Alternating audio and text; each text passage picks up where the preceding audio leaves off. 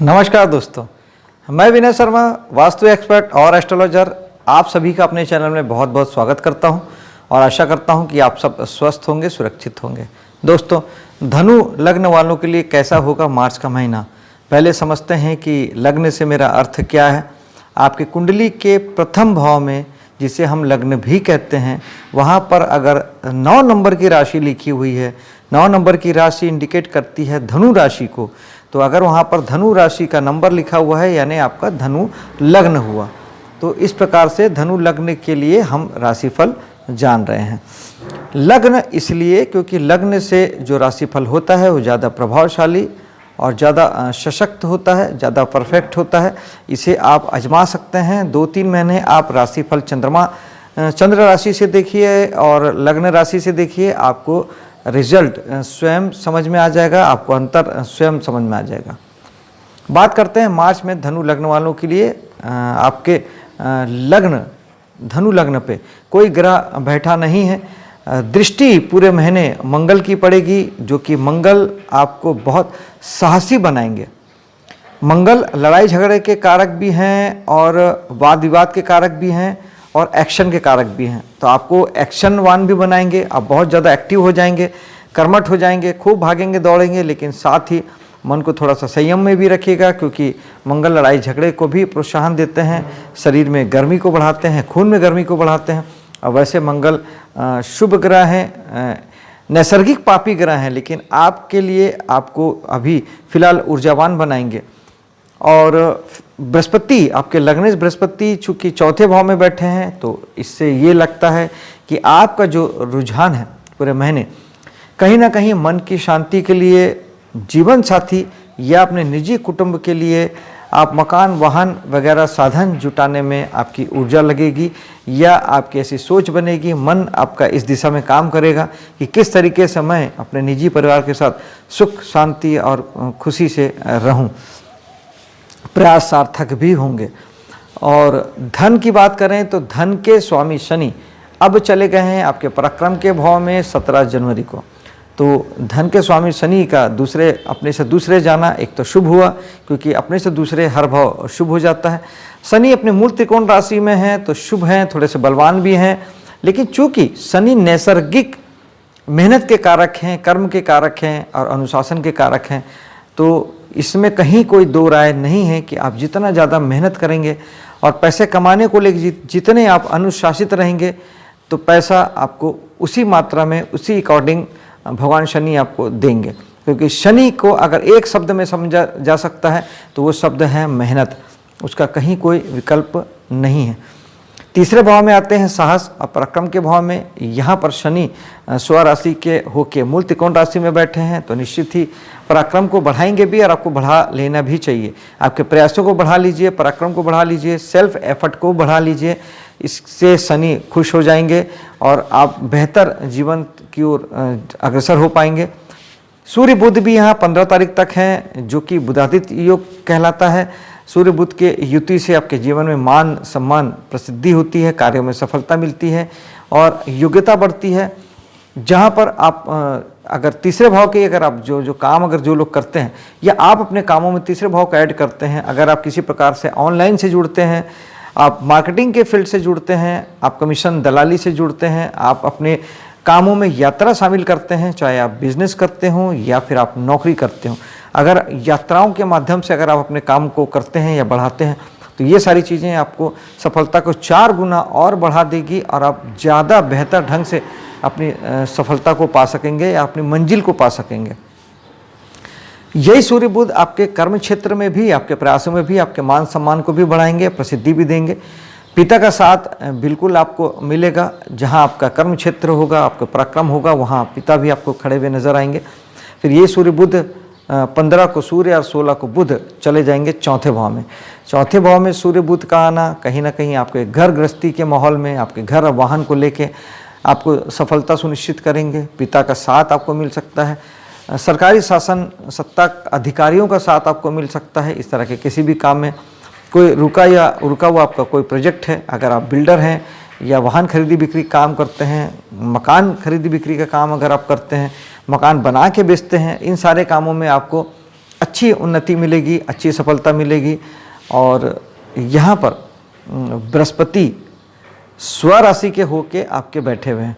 बृहस्पति का स्वराशि में होके बैठना एक प्रकार से बलवान योग है, अपने ही घर पे बैठना है। तो निश्चित ही वो आपके जीवन में मन की सुख और शांति को सुनिश्चित करते हैं। कामों में सफलता मिलेगी, भाग्य का साथ मिलेगा, क्योंकि बृहस्पति नैसर्गिक भाग्य के कारक ग्रह हैं, किस्मत के कारक ग्रह हैं। तो आपको मकान अगर बनाना हो, गाड़ी लेना हो, इस तरह के आप बिजनेस में हो, या फिर आप किसी प्रकार के किराने के व्यापारी हैं, या घर गृहस्थी से संबंधित किसी भी प्रकार के चीज़ों का आप बिजनेस वगैरह करते हैं या काम करते हैं, उन सारे कामों में आपको अच्छी सफलता मिलेगी। ख़ास तौर पे जो लोग अनाज के व्यापारी हैं, जो लोग मकान वगैरह बना के बेचते हैं, जो लोग गाड़ी खरीदी बिक्री के काम करते हैं, वो बहुत अच्छी सफलता पा सकते हैं इस समय में। शुक्र भी यहाँ पर 12 तारीख तक रहेंगे, जो कि सुख सुविधा के कारक ग्रह हैं, लग्जरी के कारक ग्रह हैं, नैसर्गिक स्त्री जाति के कारक ग्रह हैं। तो शुक्र के माध्यम से आपके जीवन में शुरुआत के 12 तारीख तक कुछ सुख साधन जुट सकते हैं, घर गृहस्थी में कुछ लग्जरी आइटम ऐड हो सकता है, कुछ नई खरीदी बिक्री हो सकती है। शुक्र कंप्यूटर के भी कारक हैं, तो कंप्यूटर वगैरह भी आप ले सकते हैं, नए गैजेट्स आप ले सकते हैं, ये आपको निश्चित ही प्राप्त हो सकता है। उसके बाद फिर शुक्र 12 तारीख के बाद 13 को चले जाएंगे पंचम भाव में, संतान के भाव में। वहाँ पे राहु पहले से ही मेष राशि में विराजमान है। तो शुक्र जहाँ आपको 12 के बाद आपके दिमाग में थोड़ी सी सुख साधन के प्रति लगाव को उत्पन्न करेंगे, कला जगत के प्रति रुझान आपका बढ़ेगा, आप नृत्य, गीत, संगीत, चित्रकारी, पेंटिंग आदि से जुड़ेंगे। कला के फील्ड से अगर पहले से ही जुड़े हैं तो वो काम आगे बढ़ेगा। शिक्षा में भी कहीं ना कहीं आपकी बढ़ोतरी संभव है राहु की वजह से, लेकिन अगर आपने उसका यूज़ किया तो राहु किसी भी चीज़ को बढ़ा देते हैं, कई गुना बढ़ा देते हैं। राहु पंचम भाव में है तो वो निश्चित ही आपके एजुकेशन, राहु जिद है, राहु पागलपन है, आपने अगर उसका यूज़ किया, आप अगर भटके नहीं। जो लोग विद्यार्थी हैं वो पढ़ने के लिए बिल्कुल पागल हो सकते हैं, बशर्ते अगर वो भटके ना। आपने ये सोचा कि ये सही नहीं है, वो सही नहीं है, मैं ये करूं क्या, वो करूं क्या, 4 विकल्पों पे आप अगर गए तो आप परेशान हो जाएंगे। राहु यही चाहते हैं। ठीक इसके उलट अगर आपने एक चीज़ को पकड़ा, एक कॉन्सेप्ट को पकड़ा, एक चीज़ को पकड़ी और उस पर अगर आपने अपना फोकस किया, तो राहु के जैसा सफलता देने वाला ग्रह दूसरा नहीं है। ठीक यही बात कला जगत में भी शामिल होगी। आप एक फील्ड को छोड़ के दूसरे को पकड़ने की सोचेंगे, क्योंकि राहु ऐसा करते हैं, आपको भटकाते हैं, सपने दिखाते हैं, भ्रम पैदा करते हैं। लेकिन आप जो कर रहे हैं, अगर आप उसी को करते रहे और राहु की ऊर्जा को आपने यूज़ किया, ये तब संभव है जब आप मेडिटेशन करेंगे। मेडिटेशन करने से आप राहु की ऊर्जा को यूज़ कर पाएंगे, आप भटकेंगे नहीं, आपका विज़न क्लियर होगा, दृष्टिकोण क्लियर होगा। और आप जब अपने मन से जो करेंगे और उस पर जब राहु की ऊर्जा लगेगी तो असामान्य सफलता भी राहु आपको देता है। संतान के साथ भी यही होगा। पंचम भाव संतान का है, संतान के भाव में राहु का बैठना कहीं ना कहीं संतान को भी आपके ठीक इसी तरीके से अपार ऊर्जावान तो बनाता है, लेकिन साथ ही वो भटकाव भी देता है। अगर उनका विज़न क्लियर नहीं हुआ तो आप थोड़ा ध्यान दीजिएगा, अपने संतान का मार्गदर्शन कीजिएगा, उन्हें एक दिशा में एक ही विज़न दीजिएगा कि आप एक ही दिशा में काम करिए, उन्हें भटकाव से बाहर निकालिएगा। उन्हें भी कहिएगा कि वो आपके कुंडली के अकॉर्डिंग कि वो मेडिटेशन ज़रूर करें, जिससे उन्हें बेनिफिट प्राप्त होगा। और अगर आपकी कुंडली में अगर पंचम में राहु है तो कहीं ना कहीं आपके संतान की कुंडली में भी उसे राहु कहीं ना कहीं 100% उसे प्रभावित कर ही रहा होगा। ऐसा हजारों बार मेरे देखने में आया है कि जो ग्रह दशाएँ हमारी कुंडली में हमारे संतान के अकॉर्डिंग होती है, वो संतान की कुंडली में भी कहीं ना कहीं उसे प्रभावित करती ही रहती है। छठे भाव में मंगल हैं 12 तारीख तक। ये मंगल आपको साहस भर देंगे। लड़ाई झगड़े के नैसर्गिक कारक हैं और छठा भाव वैसे भी लड़ाई झगड़े और वाद विवाद का है। तो कोशिश करिएगा कि वाद विवाद से बचें, लड़ाई झगड़े से बचें, ये आपके लिए ठीक नहीं होगा। हालांकि पापी ग्रह प्रतिस्पर्धा में, कंपटीशन में जीत देते हैं। पढ़ाई लिखाई या कोर्ट कचहरी का मामला है, वहाँ भी मंगल आपको साहस भी देंगे और जीतने का मादा भी देंगे और सफलता भी देंगे 12 तारीख तक। 13 को ये सप्तम भाव में आ जाएंगे। फिर यहाँ आके वो जीवन साथी के मन में थोड़ा उत्साह उमंग भरेंगे, उन्हें क्रिएटिव बनाएंगे, उन्हें एक्शन ओरिएंटेड बनाएंगे। सप्तम में बैठे हुए मंगल फिर आप कहीं ना कहीं अब जीवन साथी के भी मन में उसी तरह के लड़ाई झगड़े के विचार पैदा करेंगे, क्योंकि मंगल लड़ाई झगड़े के नैसर्गिक कारक हैं, शत्रुता के नैसर्गिक कारक हैं। तो ये भावनाएं मन में जीवन साथी के भी हो सकती है, और आपके लग्न में दृष्टि डालेंगे तो ये आपके भी हो सकता है। तो बेहतर होगा कि मन को शांत रखें, हनुमान जी की साधना करें, सुंदरकांड बजरंग बाण का पाठ करें, ये हनुमान चालीसा का पाठ करें और लड़ाई झगड़े से बचें।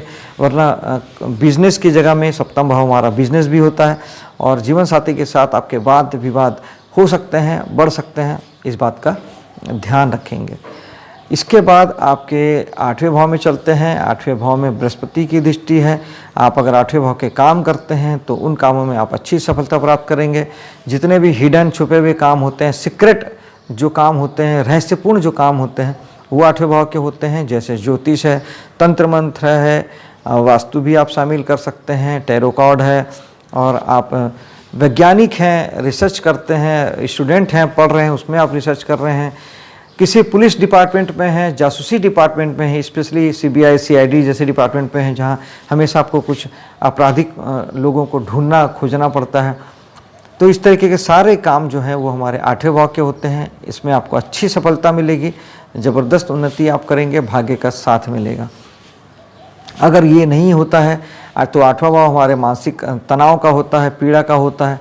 तो फिर बृहस्पति आपके मानसिक तनाव और पीड़ा को बढ़ा सकते हैं, क्योंकि बृहस्पति नैसर्गिक रूप से बढ़ाते हैं। वो अच्छा या बुरा डिफाइन नहीं करते, अच्छे बुरे में बंटवारा नहीं करते, वो जो फल है उसे बढ़ा देते हैं। आप वहाँ की ऊर्जा को यूज़ नहीं करते हैं तो फिर वहाँ की ऊर्जा बच गई, रुकावट, बाधा, चिंता, परेशानी। फिर बृहस्पति इन सारी चीज़ों को बढ़ाएंगे। अगर आपके साथ ऐसा कुछ हो रहा है कि आपकी चिंता परेशानी बढ़ रही है, रुकावट बाधा बढ़ रही है, आप ऐसा महसूस कर रहे हैं, तो बृहस्पति का उपाय जरूर कीजिएगा। बृहस्पति के लिए पीले कलर की चीज़ों का दान बहुत अच्छा होता है। हल्दी है, चने की दाल है, पीले फल हैं, पीले फूल हैं, ये सब का दान करिए, मंदिर में चढ़ाइए, तो आपको अच्छे फल की प्राप्ति होगी। बृहस्पति हैं, पूजा पाठ से जुड़िए, साईं बाबा की पूजा कर सकते हैं, गुरुवार का व्रत कर सकते हैं, मंदिर आदि जाइए, धर्म से जुड़िए, तो बृहस्पति ठीक हो जाते हैं। और गुरु, अगर आपके गुरु आपके आसपास हैं तो उनका आशीर्वाद जरूर, किसी भी तरीके के गुरु हो सकते हैं, आपके कला गुरु हो सकते हैं, एजुकेशन के गुरु हो सकते हैं। गुरु तो गुरु ही होता है, जीवन के किसी भी फील्ड के आपके गुरु हैं, उनका आशीर्वाद लीजिए, तो आपका काफ़ी हद तक बृहस्पति आपके शुभ होने लगेंगे। भाग्य में शनि की दृष्टि है, तो भाग्य में शनि की दृष्टि सिर्फ इतना बताती है कि आपको भाग्य बनेगा मेहनत करने से। जो बात धन के लिए लागू हो रही थी कि शनि है मेहनत कीजिए, जो बात पराक्रम के लिए थी कि पराक्रम में शनि है मेहनत ज़्यादा कीजिए, वही बात भाग्य में भी लागू होती है कि भाग्य तभी बनेगा जब आप मेहनत करेंगे और अनुशासित रहेंगे। अनुशासित हो जाइए, मेहनत खूब कीजिए, भाग्य बिल्कुल आपके साथ है। और भाग्य वर्तमान का ही नहीं, भविष्य भी आपका शानदार बनता चला जाएगा। 10वें भाव में गुरु की दृष्टि बढ़ाने वाली साबित होगी। निश्चित ही आपका कर्म क्षेत्र बेहतरीन रूप से बढ़ेगा। आप बहुत अच्छा कर्म करेंगे, बहुत अच्छी सोच समझ के साथ, पॉजिटिव एनर्जी के साथ, सकारात्मक विचारों के साथ आप काम करेंगे। भगवान का साथ इसमें लगातार मिलेगा। 10वां भाव हमारे मान सम्मान का भी होता है और पद प्रतिष्ठा का भी होता है। जो लोग सरकारी नौकरी में हैं या प्राइवेट ही नौकरी करते हैं या किसी भी तरह की जगह में हैं, आपके वर्क प्लेस पर आपके पद लाभ हो सकता है, आपके पद में बढ़ोतरी हो सकती है, तरक्की हो सकती है और जीवन में मान सम्मान में बढ़ोतरी हो सकती है। बृहस्पति नैसर्गिक भाग्य के कारक ग्रह हैं। भाग्य इन सारी बातों में आपके लिए मदद करेगा। सरकारी कामकाज आपके बनने लगेंगे, सरकारी अधिकारी आपकी मदद करेंगे। एकादश भाव में केतु का होना ये बताता है कि केतु विरक्ति के ग्रह हैं, डिटैचमेंट के ग्रह हैं। तो कहीं ना कहीं आपके मन में दोस्तों यारों से, समाज से थोड़े से अलगाव के मन में भाव पैदा हो रहे होंगे। आपको दुख मिल रहा होगा, आपको पीड़ा मिल रही होगी। अगर आपने कुछ सपने सजाए होंगे, कुछ चाहते पाली होगी, या आपको किसी भी प्रकार के आपने भविष्य की प्लानिंग की होगी, तब अगर केतु हैं और वो लय के योगी होते हैं, केतु जहाँ होते हैं वहाँ के लिए आप अगर योगी बन जाते हैं तो आपको कोई तकलीफ नहीं आती। योगी बनने का अर्थ है वर्तमान में जीना, भविष्य के सपने नहीं सजाना, प्लानिंग नहीं करना, कुछ नहीं करना और केवल अपने कर्म को करना। दोस्तों यारों के साथ हैं, केवल कर्म कीजिए, समाज सोसाइटी के लिए केवल कर्म कीजिए, लाभ प्राप्ति के लिए केवल कर्म कीजिए, सिर्फ अपने एक्शन को कीजिए, जो करना है वो कर दीजिए, परिणाम की बिल्कुल परवाह मत करिए। आप देखेंगे कि आपको अच्छे रिजल्ट मिल रहे हैं, आपकी उम्मीद से कहीं अच्छे रिजल्ट आपको मिलेंगे। लेकिन अगर आपने परिणाम सोचा, आपने कुछ इन्वेस्टमेंट किया और सोचा कि अब तो मुझे इसका 10 गुना, 5 गुना, 11 गुना लाभ प्राप्त होगा, नहीं होगा। किसी भी प्रकार के काम में आपने लाभ की अपेक्षा की तो लाभ प्राप्त नहीं होगा। आप बिल्कुल भी नहीं सोचेंगे, बिल्कुल शून्य हो जाएंगे, साधु हो जाएंगे, योगी हो जाएंगे, तो यकीन मानिए आपकी उम्मीद से कहीं ज़्यादा अच्छे रिजल्ट मिलेंगे। आप इसे करके देख सकते हैं, बिल्कुल प्रैक्टिकल है, 100% प्रैक्टिकल है, आप आजमा लीजिएगा। 12वें भाव में चलते हैं। 12वें भाव में बृहस्पति या शनि की दृष्टि इस बात को इंडिकेट करती है कि अगर आप 12वें भाव के काम करते हैं तो शनि ये चाहते हैं कि आप उसमें ज़्यादा मेहनत करें और अनुशासित रहें। यानी आप मेडिकल फील्ड से जुड़े हैं, आप इन्वेस्टमेंट का कोई पोर्टफोलियो आपका है, इन्वेस्टमेंट आप करते हैं, या फिर आप विदेश से जुड़ के कोई काम करते हैं, विदेश में कोई काम करते हैं, या इंडिया में किसी विदेशी कंपनी में काम करते हैं, नौकरी करते हैं, विदेश से इनकम अर्न करते हैं, फेसबुक, यूट्यूब, गूगल, इंस्टाग्राम आदि से आप पैसे कमाते हैं, या किसी भी प्रकार की मल्टीनेशनल कंपनी में काम करके पैसा कमाते हैं, तो अब वहाँ मेहनत आपको ज़्यादा करना पड़ेगा और अनुशासित होना पड़ेगा। बृहस्पति जो है वो खर्च को बढ़ाते हैं, लेकिन इन्वेस्टमेंट भी एक खर्च ही होता है। अगर आप इन्वेस्टमेंट कर देते हैं तो ये खर्च का उपाय हो जाता है। इसके अलावा बृहस्पति पैसे शुभ कामों में खर्च कराते हैं, लोगों की मदद करने में खर्च होता है, मंदिर आदि बनाने में, धार्मिक यात्रा करने में, घर में पूजा पाठ आदि करने में आपके पैसे खर्च हो सकते हैं। आपके लिए महीना शुभ हो, सफल हो, इसी कामना के साथ मैं आपसे विदा लेता हूँ। मेरे वीडियो को लाइक शेयर कीजिएगा, मेरे चैनल को सब्सक्राइब कीजिएगा। मिलता हूँ आपसे अगले वीडियो में, तब तक के लिए जय हिंद।